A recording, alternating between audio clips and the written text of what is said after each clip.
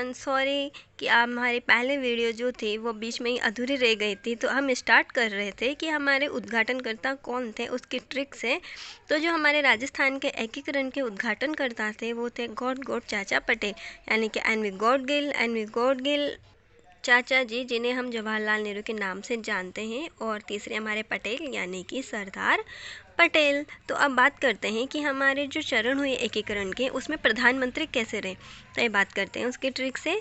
हमारे प्रधानमंत्री वाले ट्रिक है शोभा गोकुल की मणि व हीरा से।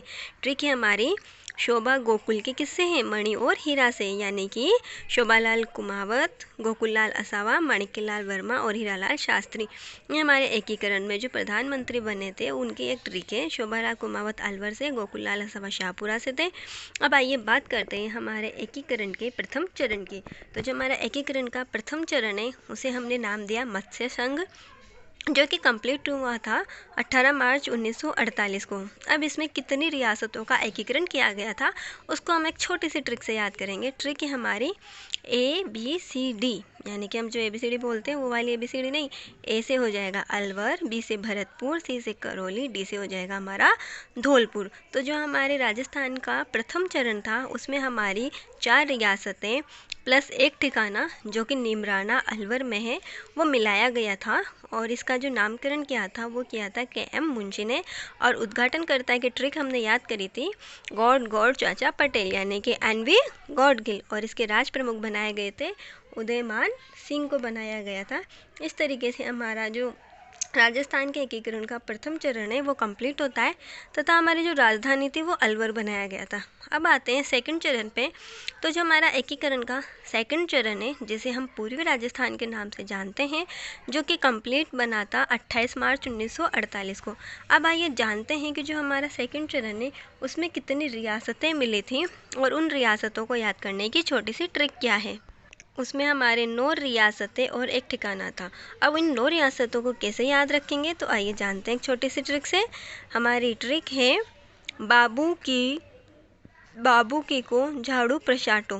ट्रिक है हमारी बाबू की को झाड़ू प्रचाटो, यानी कि बा से हो जाएगा बांसवाड़ा, बू से बूंदी, की से किशनगढ़, को से कोटा और झाड़ू से हो जाएगा हमारा झालावाड़, प्र से हो जाएगा हमारा प्रतापगढ़, शाह से शाहपुरा, टो से हो जाएगा हमारा टोंक और डू से हो जाएगा डूंगरपुर। इस तरीके से हम इन 9 रियासतों को याद रख सकते हैं।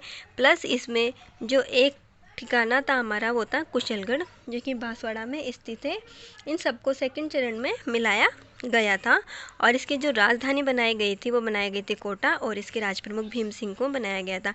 ये बात करते हैं हमारे तीसरे चरण के ऊपर। तो जो हमारा तीसरा चरण था उसको नाम देते हैं हम संयुक्त राजस्थान, जो कि 18 अप्रैल 1948 को बना। और इसमें क्या किया गया था, जो हमारे सेकंड चरण की 9 रियासतें और एक ठिकाना था उसमें मिला दिया गया उदयपुर, जिसको मेवाड़ के नाम से भी जाना जाता है। प्लस इसी को राजधानी बना दिया गया और इसके राज प्रमुख बनाए गए भूपाल सिंह। ये बात करते हैं फोर्थ चरण की, जिसे हम बृहत्तर राजस्थान भी कहते हैं। तो आइए इसमें क्या हुआ। ये बना हमारा 30 मार्च 1949 को, जिसे हम राजस्थान दिवस के रूप में मनाते हैं। इसमें जो तीसरा हमारा चरण था जिसमें कि सेकंड चरण और उदयपुर मिलाया गया था, उसमें हमने मिला दी ट्रिपल JB। ट्रिक है हमारी ट्रिपल JB, यानी कि तीसरे चरण में क्या मिला दी, ट्रिपल JB। 3 J है उससे बनेगा एक से जयपुर, जोधपुर, जैसलमेर और एक B से बन जाएगा हमारा बीकानेर। और एक जो हमारा ठिकाना था लाहौर, वो भी हमें फोर्थ चरण में मिला दिया। और जो जयपुर है आज हमारी वर्तमान राजधानी, उसे हमने 30 मार्च 1949 से ही राजधानी बनाना शुरू किया था। और इसके जो राज प्रमुख थे वो थे मान सिंह। और जिस कमेटी की सिफारिश पर जयपुर को राजधानी बनाया गया था वो कमेटी थी P सत्यनारायण राव समिति की। और इसके जो राज प्रमुख बनाए गए थे वो थे सवाई मानसिंह द्वितीय। इसको याद रखोगे आप, क्योंकि कई बार एग्जाम में क्वेश्चन पूछा जाता है कि जो हमारे चतुर्थ चरण के राज प्रमुख थे वो कौन थे, सवाई मानसिंह द्वितीय थे। इसके उद्घाटनकर्ता आपको पता ही है सरदार पटेल। और इसमें उपराष्ट्र प्रमुख भी बनाया गया भीम सिंह को, जो कि कहाँ के थे, कोटा के थे।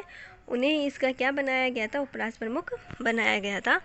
आगे बात करते हैं हमारे 5वें चरण पे, जिसे हम संयुक्त बृहत्तर राजस्थान कहते हैं, जो कि 15 मई 1949 को तैयार हुआ था। इसमें हमारा जो चौथा चरण है यानी कि वृहद राजस्थान प्रथम जो पहला चरण था मत्स्य राजस्थान, उसको इसमें मिलाया गया 5वें चरण में। और भरतपुर और धौलपुर रियासतें जो शंकर राव समिति कमेटी थी उसके आधार पर मिलाया गया था। किसको? मत्स्य संघ। यानी कि जो शंकर देव राय थे उन्होंने सिफारिश की थी कि जो वृहद राजस्थान है उसमें मत्स्य संघ को मिलाया जाए, जिससे कि हमारा संयुक्त वृहद राजस्थान कंप्लीट हो जाए। यानी कि 14 रियासतें 4th चरण की और 4 मत्स्य संघ की, तो टोटल रियासतें हो जाती है हमारी 18, जो कि 5वें चरण में बन के कम्प्लीट हो गई थी। आइए अब बात करते हैं नेक्स्ट 6वें चरण की, जिसको राजस्थान को बी श्रेणी में शामिल कर लिया गया था, जो बना था हमारा 26 जनवरी 1950 के दिन ये बनकर कंप्लीट हो गया था।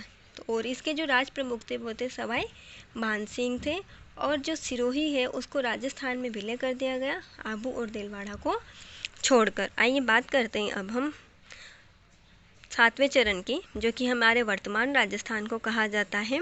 राजस्थान में हमने देलवाड़ा, माउंट आबू प्लस अजमेर मेरवाड़ा का क्षेत्र शामिल कर लिया, और जो हमारा राजस्थान का सिरोंज क्षेत्र था वो मध्य प्रदेश को दे दिया।